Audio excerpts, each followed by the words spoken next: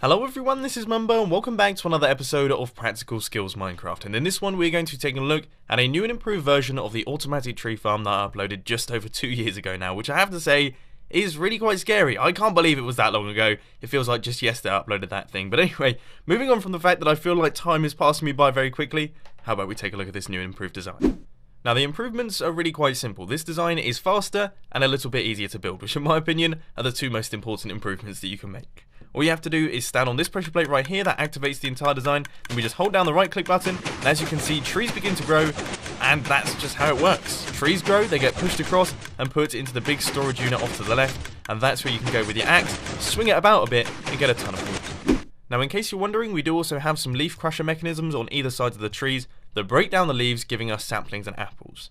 Those saplings and apples then fall down into those hoppers down at the bottom there, and they make their way into these chests. And as you can see, there's a bunch of them inside, meaning that you can keep harvesting trees for days. Now up at the top, we also have the bone meal input. Of course, we've got a dispenser down at the bottom there, which is filled up with bone meal, but you will fly through an entire dispenser's worth of bone meal very quickly. So it's probably a good idea to have a bulk storage system, and as you can see, I've pretty much covered that, and it's integrated entirely within the design, which is something that I really quite like. All of the bone meal filters through into this chest that makes its way through all of the hoppers and down into the dispenser. Now I know for a fact that there are going to be some people down in the comment section already telling me that this isn't a tree farm, it just moves the logs across.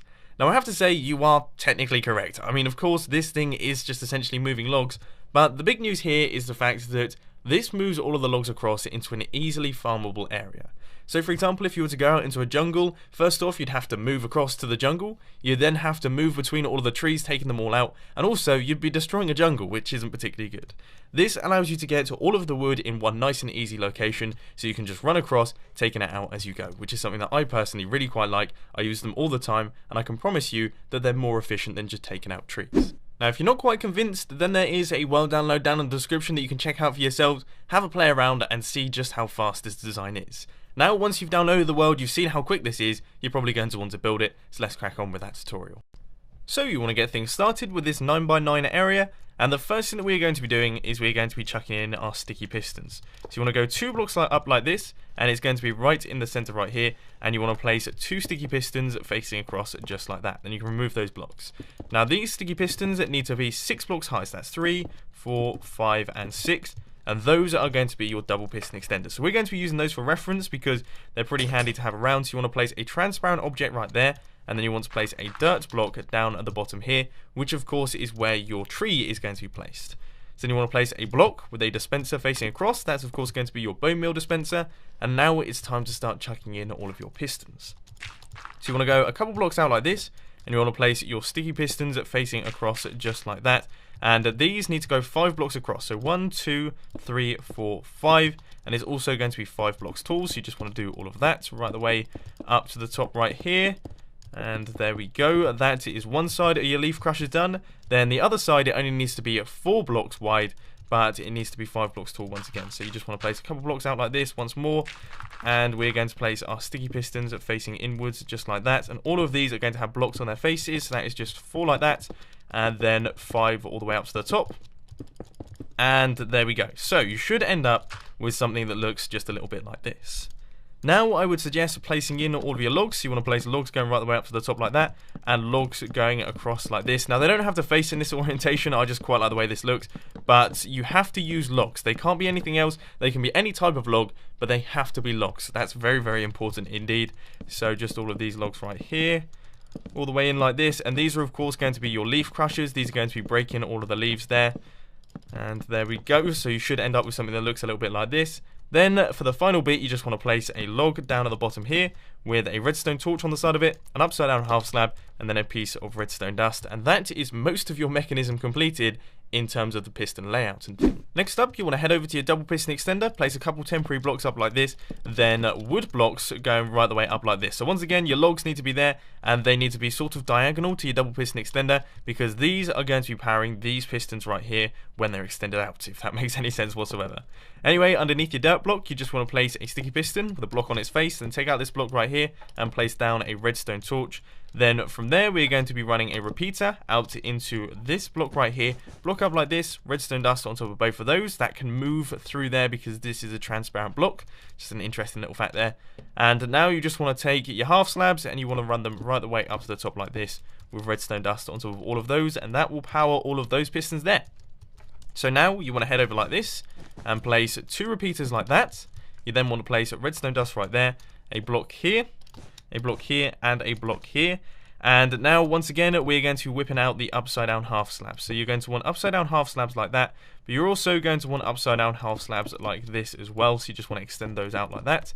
Then redstone dust on top of all of those, and that is your double piston extender circuit all done and dusted, or at least in theory it is. When this piston extends, all of these pistons should extend as well. Okay, next thing that needs doing is the redstone clock for our dispenser. So you just want to place a block like this with your spruce wood or your log or whatever type of block you're using right there. Then you want to place a block and a pressure plate right there. As you can see, I've already done a cut of this one. But anyway, you want to place a block and a pressure plate right there underneath this redstone torch. Then a comparator running out like this with redstone dust running across like that. Then redstone running right the way out the back here. Block up like this with redstone dust right there. And an upside down half slab running straight into this block right here. And then set this comparator into subtract mode. And that is everything done. So when you stand on this pressure plate, that will activate the tree farm. You can hear that our dispenser is ticking. But also this redstone dust updates this piston right here, meaning that when the tree grows, everything gets pushed across. Now for all of your leaf crushers. So you basically want to extend out your half slabs. Just run the redstone out from all of these half slabs right here. This one right here going right the way across. And then also you're going to want to add in an upside down half slab right there and extend that one out across as well. Then it's quite simply a case of placing in all the redstone, and that is everything. Now you should see that all of the signal strength is correct. You will be able to power all of these pistons from right the way down at the bottom there. And the same thing goes for the other side, but you are going to have to do a little bit of half slab in here. So you want half slabs here and then blocks like this. Then you want half slabs once again on this one, because this is where your hoppers could potentially be going when you place in all of the chests in that little gap there. So all we have to do now is just, your slabs, and then your little L of blocks, and then your slabs again, then all of your blocks. And then the top one is a tiny bit different because, of course, I mentioned the signal strength earlier. You just want to run slabs going up like this, and they're going to go into blocks that go right the way across like that. And then once again, fill in all of those spots with redstone. So redstone there, and redstone right there, and redstone right there as well. And that is pretty much everything completed. So if you stand on this pressure plate right here, you can see that our dispenser is ticking. When we place this block, all of the pistons extend, and yeah, we get the full leaf crushing and the full extension. So this is basically how your tree farm is going to be working. Now it's just time for the little details. So first things first, you want to place 2 blocks like this and an upside down slab or some form of block up there. That's to prevent large trees from growing, because they're a massive pain in the bum and you definitely don't want those sorts of things growing. Next up, you just want to run all of the hoppers across into your dispenser. So you just want to place those in like this, and this is where our chests are going to be going.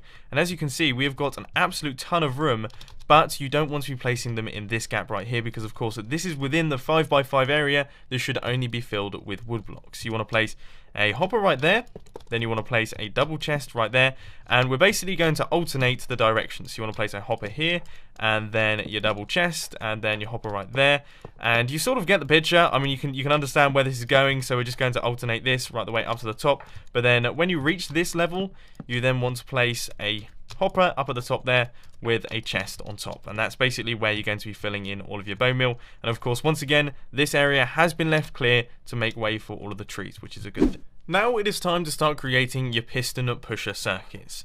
So you want to place just some regular pistons going right the way down to the bottom. They need to be 6 blocks tall like this, going right the way across like that. And of course, this is where your trees are going to be pushed across in this direction. So at the end of each one of these, you then want to place just blocks like this, a block up like this, and then blocks going across like that. And then you're going to need redstone running into all of these pistons. Then of course you're going to need some repeaters. Now each one of those repeaters needs to be set to 3 ticks running out from those blocks right there, and that will push all of the blocks across nice and easily. Now the next part is entirely up to you. You can do this however you really fancy it. You could put block storage off to one side, or not have block storage, or whatever you really want.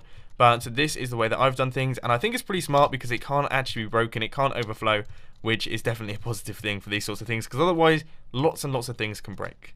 So I'm going to show you how to build it real quick. It's not too complicated, so let's crack on. First off, we've got to head right the way over here, and we have got to go 2 blocks out like this, and then you want to place immovable objects going up from this block right here all the way up to the top. But down at the bottom, you want to place a sticky piston facing across just like that. Then underneath that sticky piston, you want to place a block with a redstone torch. Now we're going to chuck in all of our regular pistons. You want to place a block there with regular pistons facing across right the way up to the top, just like that. And then out the back of this sticky piston, you want to place a block like this with a block down the bottom here, redstone torch there, a block up like that, and then redstone running up into this piston right here. And on top of all those, yep, you just want your redstone there. And now we're going to link up this redstone into all of these pistons, which for those of you who haven't realized, this is a smart piston circuit.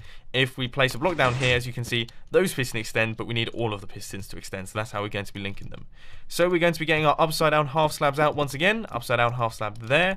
Then you're going to want an upside down half slab right there, upside down half slab there, and basically zigzag them right the way up to the top, just like this, with redstone dust on top of all of those. Then you want blocks going across like this, with redstone dust on top of all of those, and also more blocks going up like that, with once again redstone dust on top of all of those. From there, you're going to need to do just a little bit of counting, because you want to go 1, 2, 3, 4, 5, 6, 7, 8, 9, 10, 11, 12 pistons out like that, and you want to do those right the way up to the top. So that is going to use a lot of iron. It uses quite a bit of resources, but I can promise you it's definitely worth it. Then coming off the side of all of these slabs, you just want to place a repeater there set to 2 ticks. That's going to be running out into this block, and then you want to run blocks right the way across like this with redstone dust on top of all of those, and that will connect up all of those pistons. And to be honest with you, you have to do that thing for all 3 of the slabs. So that is this one right here, and then your repeater set to 2 ticks, and that's going to be running into this line of redstone right here that goes right the way across, just like that. And then finally for the top one as well, just blocks going right the way across like that. Obviously extend all of these out, but this is just for demonstration. Then you're going to want to add in another upside down half slab right there with redstone dust on top. And then your block with your repeater set to 2 ticks. And there we go, that'll power all of that redstone. Next thing that I would suggest you do is create a little platform down at the bottom right here. Then you want to place chests on either side just like this, and fill in all of the available space in your area with hoppers. So fill in all of this space here. You probably want to fill in the space underneath this block right here as well, just in case.